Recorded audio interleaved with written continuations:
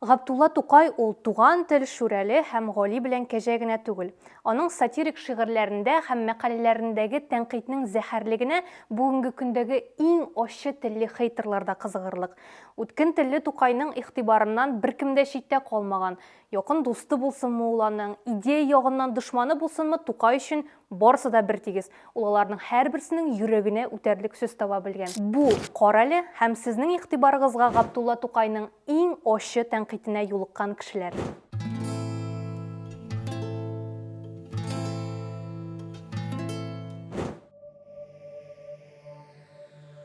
Без Думага депутат сайларга никадәр хаклы булсак та, ул закон йортына клоун һәм дә талантсыз клоун сайларга хаксыз идек.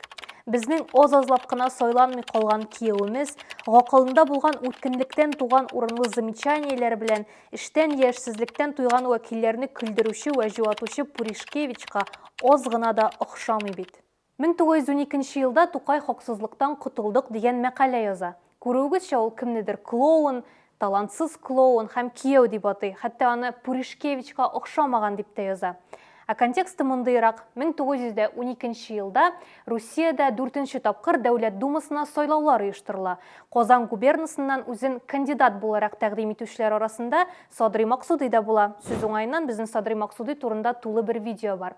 Әмма аны үз йортың юк, абыең гаиләдә хуҗа дигән сылтау белән бу юлы сайлаулардан төшереп калдыралар. Казан татарларыннан сәүдәгәр һәм газета хуҗасы Мөхәммәтҗан Сәйдәшев белән аның кияве, адвокат һәм журналист Шәйхгаттар Иманаев үзләрен кандидатлыкка уздырыр, сайлатыр өчен күп көч түгәләр. Бойларны, муллаларны, журналистларны үгетлиләр. Тукай, Фатих Әмирхан кебек прогрессив яшьләр Шәйхгаттар Иманаевны сөймәгәннәр. Иманаев Казан университетын тамамлаган, Уфада судья булып эшләгән һәм татар телендә беренче юридик журнал чыгарган кеше. Казанда икенче татар адвокаты да әле ул. Сүз уңаена революцияга кадәр шәһәрдә татар милләтеннән булган 3 адвокат кына эшләргә өлгерә. Шул ук вакытта Иманаев грамматика белгече дә. Ул татар теле турында фәнни китаплар да яза. Ләкин Иманаев хөкүмәткә лояль кеше, ул кискен идеялар, лозунглар белән эш итми. Шул ук вакытта үзен дә рәнҗетергә ирек бирми. Иманаев бик күп кеше белән судлашып чыга, гел үз дөрестлеге өчен көрәшә. Тукайлар аның бу сыйфатын аңлап яки өнәп тә бетермәгәннәрдер күрәсен.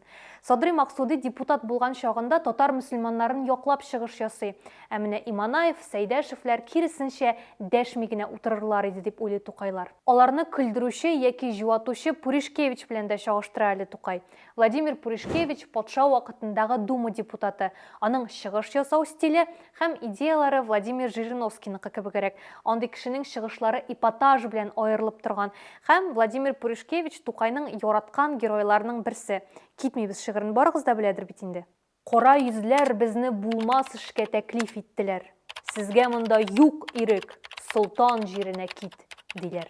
Менә бу урындагы кара йөзләр Пуришкевич үзе. Нәкъ менә ул Дума депутаты Кәлимулла Хәсәновның безгә татар мәктәпләре кирәк дигән чыгышы вакытында китегез Төркиягә, булыр сезгә мәктәпләр дип җавап кайтара. Ә бу батылда Тукайның нәрсә дип җавап биргәнен инде белә торгансыздыр. Ап-ачык бу бер җаваптыр. Сүздә түгел, басмада. Если лучше вам, туда сами, пожалуйте, господа. Пуришкевич нинди генә караңгы фикерле кеше булса да кызыклы булган. Аның белән шигырь аша булса да бәхәсләшү Тукайның үзенә дә күңелле булгандыр.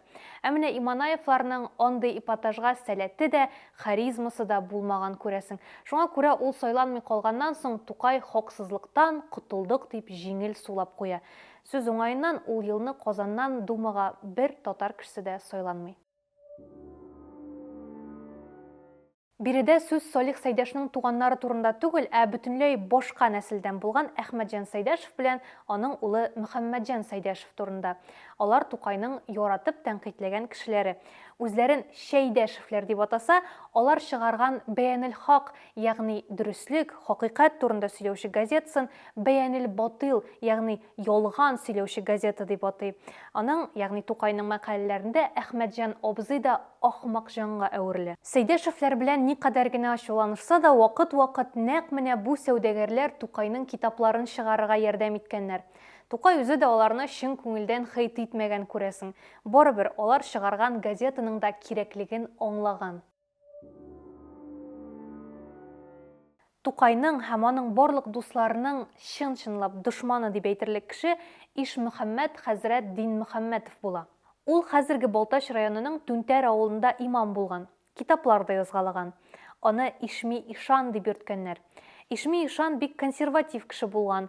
Тукай заманындагы татар яшьләренең театр, музыка белән мавыгуларын, кием модасын үзгәртүләрен, яңача укытуларын хупламаган. Кайвакыт бу кешенең эшчәнлеге халыкка зыянлы дип хотларда язгалаган. Тукайның шигырьләрендә Ишми Ишаннан көлеп яки аны сүгеп язган юлларда очрый. Мәсәлән, шәкертләре туза икән, кулларында музыкан, шул музыкан уйнаганда Ишми ничек түзә икән, яки мактана Ишми, кидердем бит камыт, күп җәдитне мин җибәрдем кабренә. Ишми Ишан үзе дә Тукай турында матур сүзләрне кызганмагандыр, әмма аның язганнары кызганыч сакланып калмаган. Минхаҗетдин Кадермәтов дигән кеше төрле гарәп илләрендә һәм Һиндстанда белем алып кайта да 1906 елда үзенең туган ягы Хвалынск шәһәрендә Һиндстандагыча мөселман мәктәбе, мөселман университеты ачарга кирәк дип мәкалә яза. Бу үзенең шушы зур эше өчен халыктан акча җыйный, әмма әлеге акчаларын үз кирәгенә тотып бетерә. Таш ташыйлар. Анда Минхаҗ гаилә нигезен сала. Туй ясыйлар. Монда Минхаҗ гаилә нигезен сала. Солыныр да, төпләнер дә, бик уңайдыр соңгысы. Шикләнәм мин әллә ник, булмас кеби әүвәлгесе. Бу вакыйга уңайыннан яшеннең 1908 елгы 1 санында мондый рәсем дә бар. Тау башында шәһәр уртасында Казан университеты бинасына охшатылган ак колонналы зур бина. Аның уртасыннан Хинди Минхаҗның фәс кигән башы калкып тора. Баштан тирә-якка кояш нурлары кебек нур сибелгән.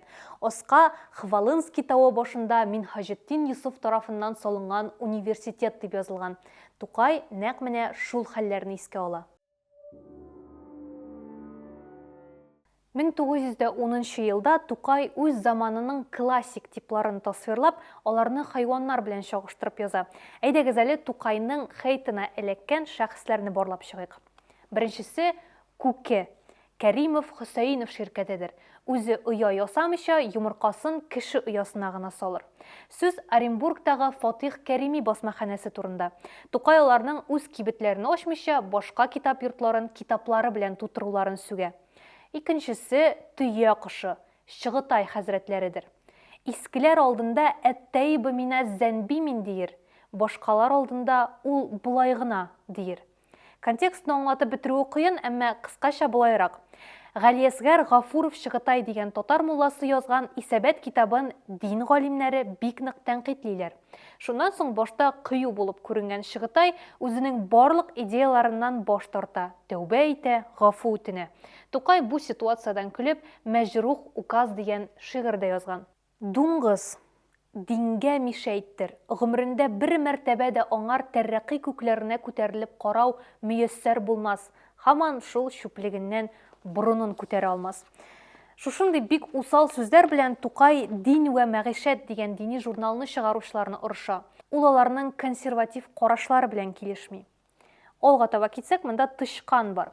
Булар әдәбият вә матбугатны кимермәк нияте илә идән астыннан чыксалар да, бер тапкыр куркытылгач, идән ярыгыннан башларын чыгарып карарга җөрьәт итә алмаслар. Димәк, ул заманның Тышканнары язучы журналистларга зыян китерергә теләүче, әмма чынлыкта бик куркак булган кешеләр. Әмма Песи дә бар бит әле. Песи ул тәнкыйтьчеләремездер. Алар матбугат вә әдәбиятыбызга зарарлы идән асты хайваннарына сәясәт күрсәтерләр. Менә Песиләр исә шул Тышканнарга җәза бирүчеләр, ди Тукай. Куян да бар. Куян кем дип уйлыйсыз? Әйдәгез, мин сезгә уйларга 2 секунд бирәм. Куян ул татар кызы. Кешедән дә куркыр, Песидән дә куркыр, каргадан да куркыр, хәтта үзеннән дә куркыр. Комментарийлар кирәк тә түгелдер, әмма бүгенге татар кызларына бу чагыштырулар бик туры килеп бетми шикелле. Сез ничә уйлыйсыз? Һәм соңгысы эт. Эт ул с.р. Соңра кем икәнен әйтермен.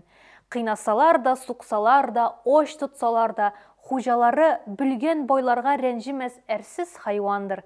Хуҗалары калган вә яланган сөякне ташласалар, ул шуңар һәр заман койрыгын селкеп рәхмәт әйтүдән ялыкмас. Сүз биредә Сәгыйть Рәмиев турында. Аның шигырьләрен ни кадәр генә яратса да, Тукай аның Бәянел Хак газетасында эшләвен авыр кабул итә. Эт дип чагыштыру да нәкъ менә шуңа бәйле.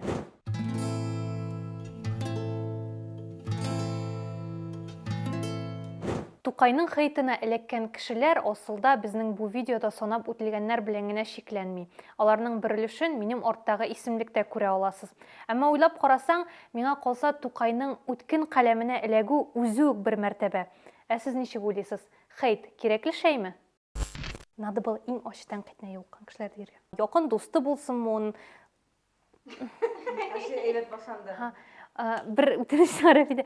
Можно, пожалуйста, когда мин хаталанам, не реагировать. Аның шигырьләрен ничек яратса да, Тукай